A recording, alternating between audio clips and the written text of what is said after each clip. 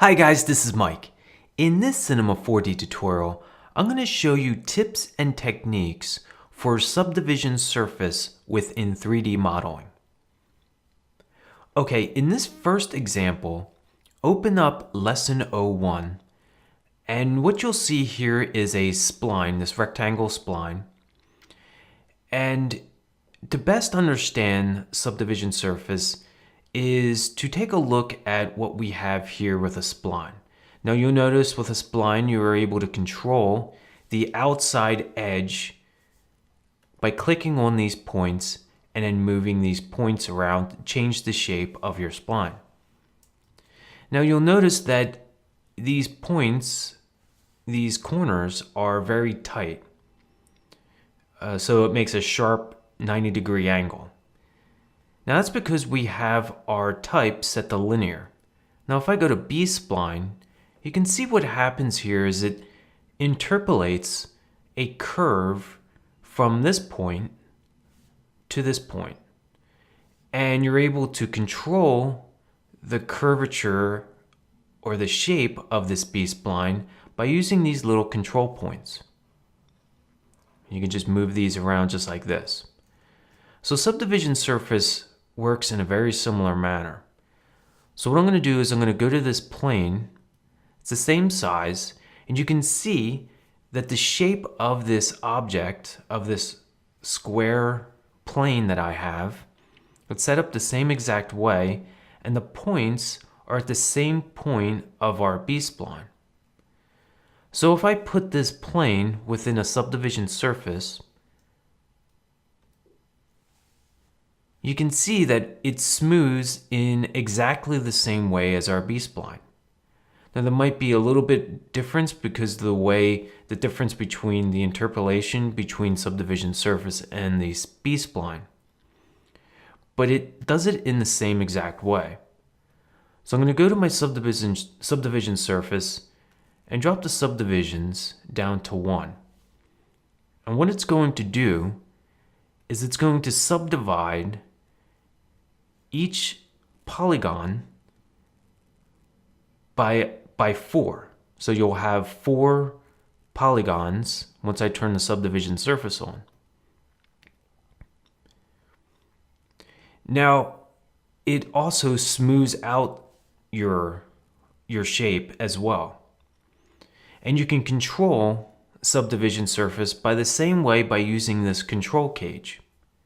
So if you need to change the shape of your object, you just use these control points. Now I have snapping on, I can disable the snapping. So it's very similar fashion. So if you can understand splines, you shouldn't have any problem understanding how subdivision surface controls work. You're just changing the controls, the control points or the control cage. Now, you can also change the way your subdivision surface works in terms of the tools that you can use. So if you go to your viewport settings, you can come here to isoline editing. So if you enable that, you can then control your subdivision surface in just a different way. So instead of the control points being outside of the shape, you can control the shape by using the points right on your object. So it's a little tricky to work with sometimes. I tend to not use isoline editing, but I want you to know that this is available. Open Lesson 02. In this scene, what you're going to see is 4 cubes. And in order to demonstrate a little bit more about subdivision surface and how we can sharpen edges a little bit more within our objects. So in this first cube, I'm going to turn on subdivision surface. And what you can see is if I turn on garage shading lines, you can see that what we have here, if I turn off the subdivision surface, is that there is no segments within this cube. So when I turn on subdivision surface, it essentially turns this box into a sphere. Since there's no points in between each of these lines, it's going to curve all the way around. Now, if I go to the next box that we have, I have this split into quadrants, right down the middle and right in between. So if I turn on subdivision surface, now you can see that we have a little bit more of a boxier shape. And so now if I go to my third box, what I did here is I cut using the loop cut tool and cut along in about 10 degrees or 10 segments in between from the edge.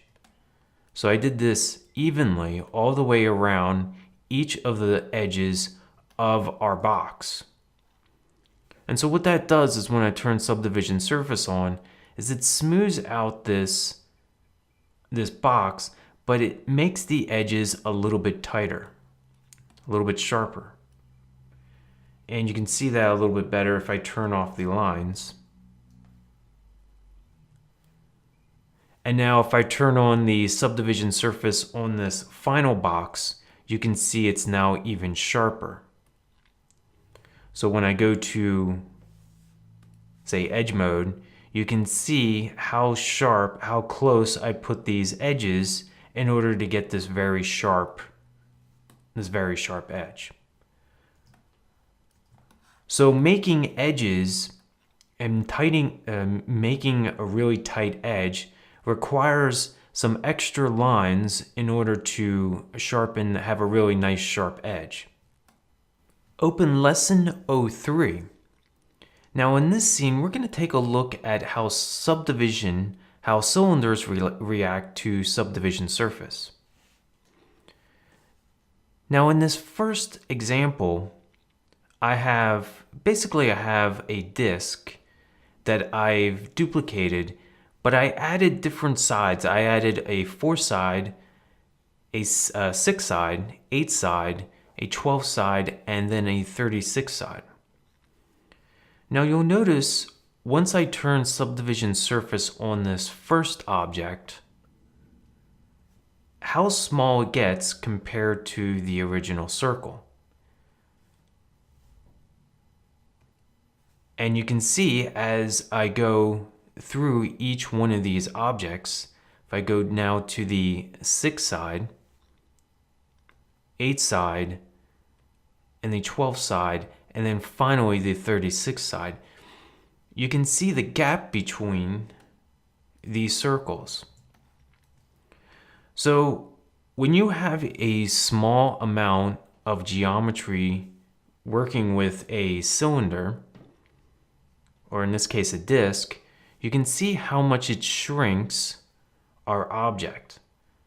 So if you want your object to be the exact circle, you would have to go to a large amount of subdivisions in order to keep this same circle. Now in this example, all the way to the extreme is 36 segments.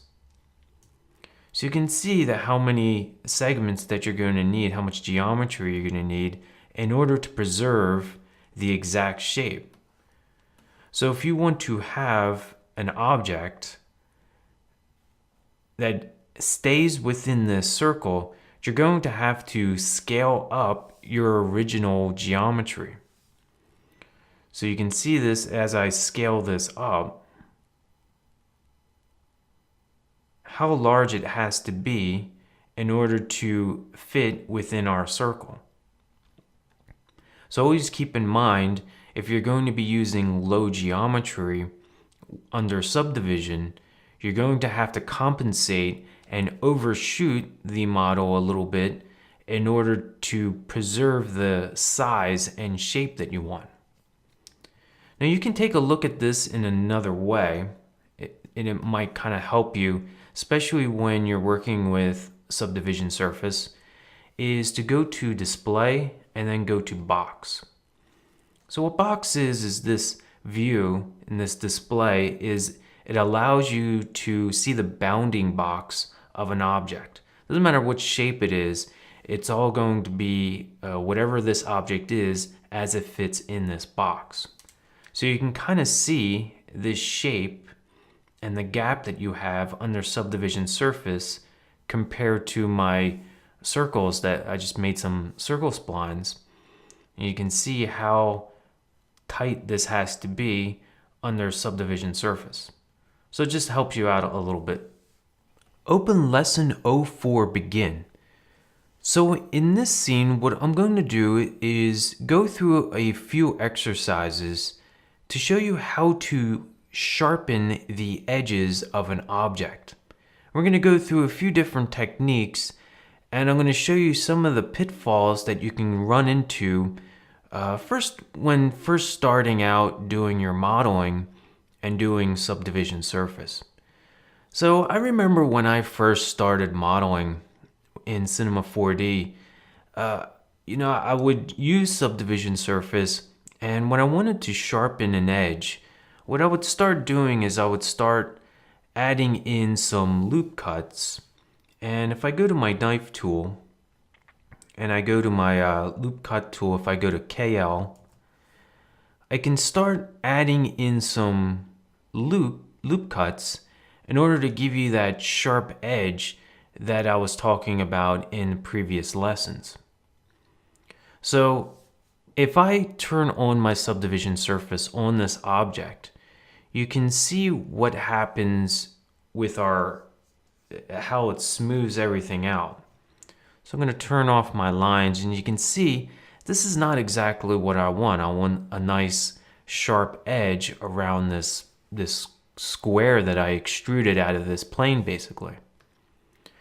So what I would do is I would just take my loop cut tool and I would start putting in some cuts in order to get a nice sharper edge. And I would just kind of run around the model and manually put in these cuts. And I guess I started to do this because I saw this in a tutorial online, and I just figured this is just how you add sharpening to your edge. And I would start putting it in a loop around each of the edges that I wanted to have a nice cut. Now the problem with this is, as you're looking at your model, you're starting to realize that you're starting to have all these lines running up and down and all around your object. And having to do anything outside of these lines, outside of this box, just becomes sort of just really a disaster. You just have lines all over the place, and especially when you start getting into some more complex, this is just a box being extruded out of a plane. When you start doing some more complex objects, you can see that it just becomes very unwieldy, having all these lines running around. So you can see when I turn on the subdivision surface, and let me click off this object, you can see I get a nice sharp edge. But when you look at the topology, it really is not very organized. So that's one way you can sharpen your edge, manually cutting in and putting in loop cuts using your loop cut tool. So I'm going to turn this off, and let's go to my next example. And now another way you could do this is using your bevel. So if I go to my selection tools, you can see if I make some selections here and I go to my bevel, if I go to MS on my keyboard and say I bevel this out, you can see I have the same situation. I have a loop that goes around my object, or excuse me, around this edge. And if I have it to one subdivision, you can see that I put in this cut. And if I put on the subdivision surface, you can see I get this nice sharpened edge.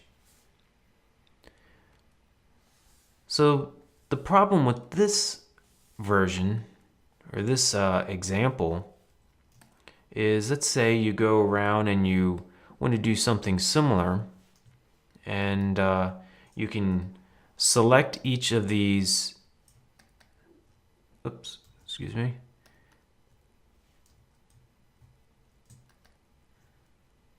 select each of these lines.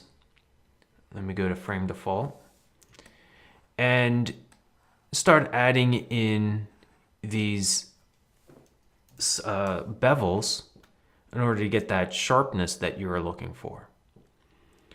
And so you could do this a few different ways. You can use your ring selection. You could you can use your loop cut tool, or your loop selection, excuse me. And you could go through this in a few different ways and start adding in, and you can see that it becomes pretty much of a mess if you're going to be doing this one little bit at a time. So if I undo, say you know exactly where you want to add your bevel or your edge sharpening. So I can turn off the stop at boundary. Try to get this loop here. And then if I go to UB,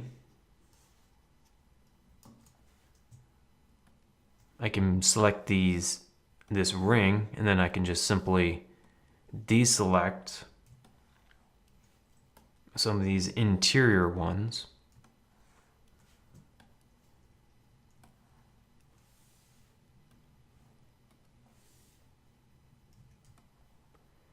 And now you can use your bevel tool. So this is an option that you can use for your bevel, for adding in some edge sharpening. So I'm going to go to my subdivision surface,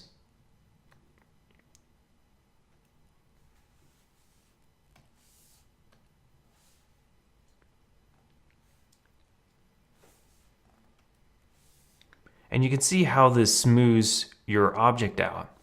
Now it does it in a different way when you're using the bevel, because it uses a little bit different of geometry that you would have if you're just using your loop cut. And you can see the topology is a little bit different, and it reacts a little bit different as well to the subdivision. See how it smooths over the corner or the edges. And now what happens is you get this sort of gradual smoothing that happens around from the top all the way to the side. Well, you don't get that when you go to your loop cut that you do with your knife tool. So it's just something to consider when you're using your bevel when doing subdivision surface edge sharpening, excuse me. Now let's go to our other example here. And let me hide my bevel example. So another way that you could go is using the slide tool. So if I go to my plane and I go to edge mode, I can use a similar situation where I make some selections.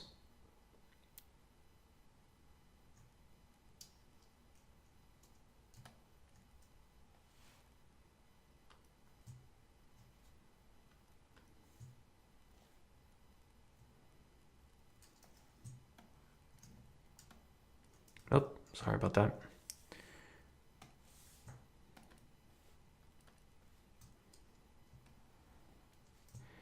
And so I am selecting around here, just like I did before, and I can use the ring selection.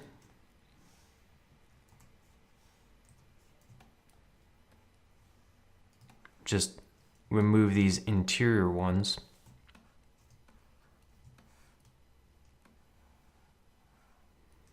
Now if I go to my slide tool and I clone, what I can do is I can clone out these edges.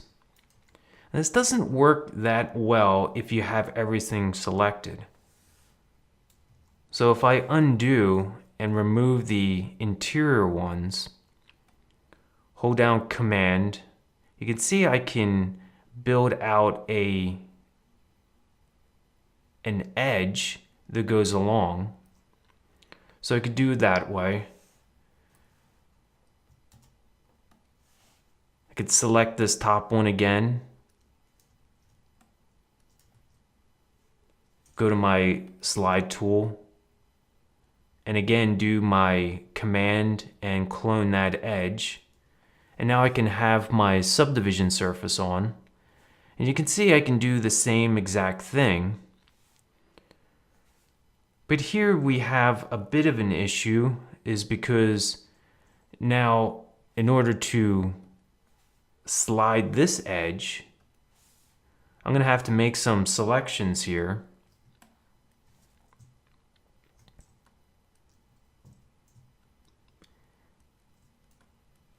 And you can see how this can be a bit of a pain if you have to select each one of these edges.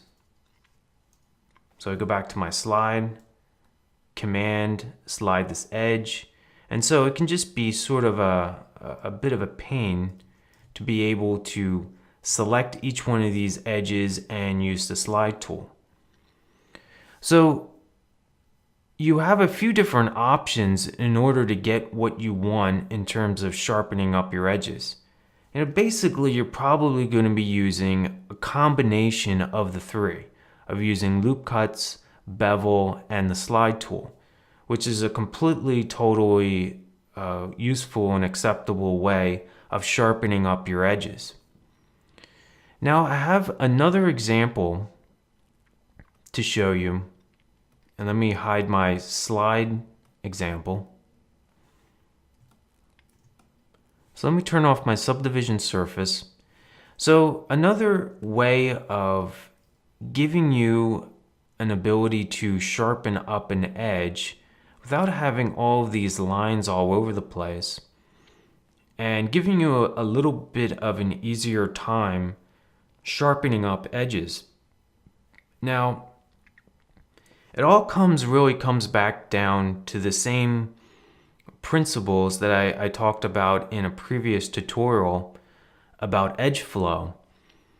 And what you're going to find is learning edge flow for topology and 3D modeling is probably your best friend, because it's going to make things a lot easier and a lot more organized. And that's basically what edge flow is. It's just a way of organizing the lines of your mesh. So it's a little bit easier to work with in terms of predictability of where your edge is going to run to, and how you can select those using, say, loop selections or ring selections. So here we have this very basic cube being extruded out of this plane. So one thing that you can do is, and I like to use the poly pen tool, is if we're in point mode, we can add a edge that goes across here, and you can put this in symmetry to help you save a little bit of time. But basically what you want to do is you want to give this point from your corner all the way to the other point here, right across. And then what you can then do is select this point, add in a line here all the way to your object, all the way to your extrusion, and do the same on this side. And now what you can do is go to your edge mode, select this edge and select this edge, and now dissolve. Okay, so now what you have here is you have quads. And it gives you this ability to have this edge and have a line being able to go from this edge all the way to the other edge. So it's going to loop around. Now you have some n-gons here that we're going to fix. And you can do this easily enough by using the slide tool. I really like using the slide tool. It really makes things a lot easier, especially when we want to clone an edge. So let's do the same thing over here that we did on this side. So again, what you do is just bring an edge all the way from the point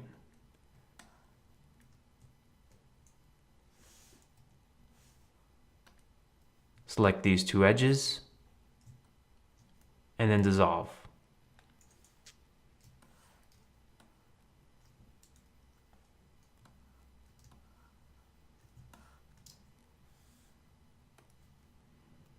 Okay, now I'm going to do this real quick.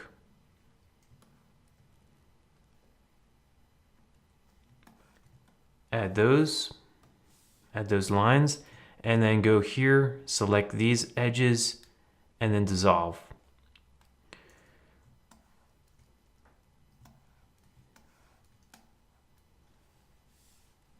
And you're going to find this pops up a lot when you're doing any type of extruding of an object. And the whole idea is to allow this loop to go around and protect the outer edge of the rest of your topology, the rest of your mesh. So I'm just going to dissolve this. And now what we have here is the ability to loop, put a loop around this object, around this extrusion. So what I want to do next is I want to select our edges here, and oops, let me go to the slide tool, and now I can just clone this out.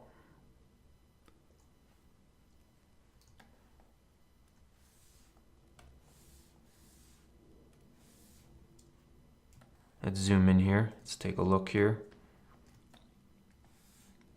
And I just use my poly pen tool, and I'll just snap that, and that will weld. So there's a couple of options that you have here. You can, whoops. Let me make sure I got the right point. That should snap. See what happened here. There we go. So you can do it that way.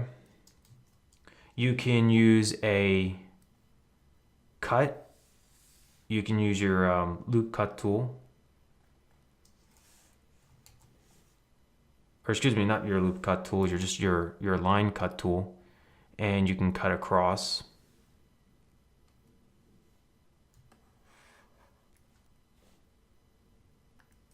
So you have a few different options of how you want to add in a cut.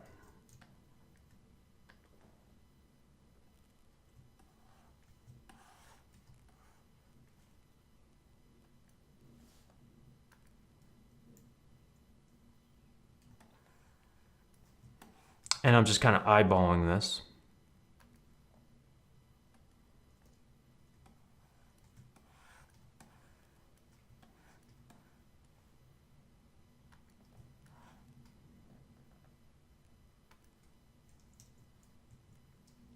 Okay, so now we have this edge. We have this nice edge cuts that we added that ran along. Now see what this happens now when you add in a loop cut. You can see this as our little marker on our tool. You can see how this comes across and goes around our extrusion. So you can add a cut here, you can add a cut here, and you can add a cut here very easily.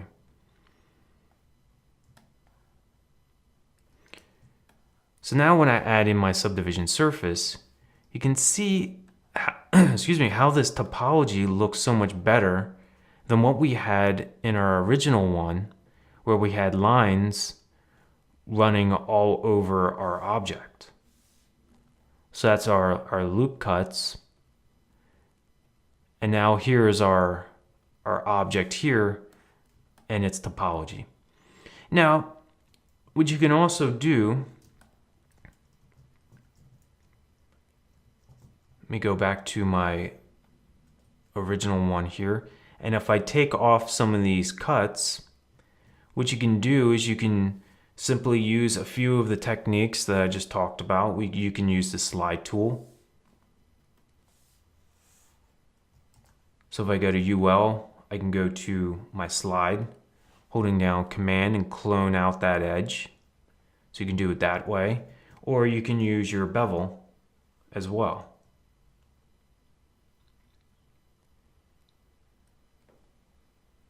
So you have some options in terms of how you want to add in those loop cuts.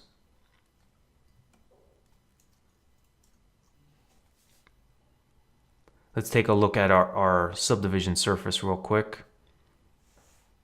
And I'm just going to put in a cut here just to sharpen that up.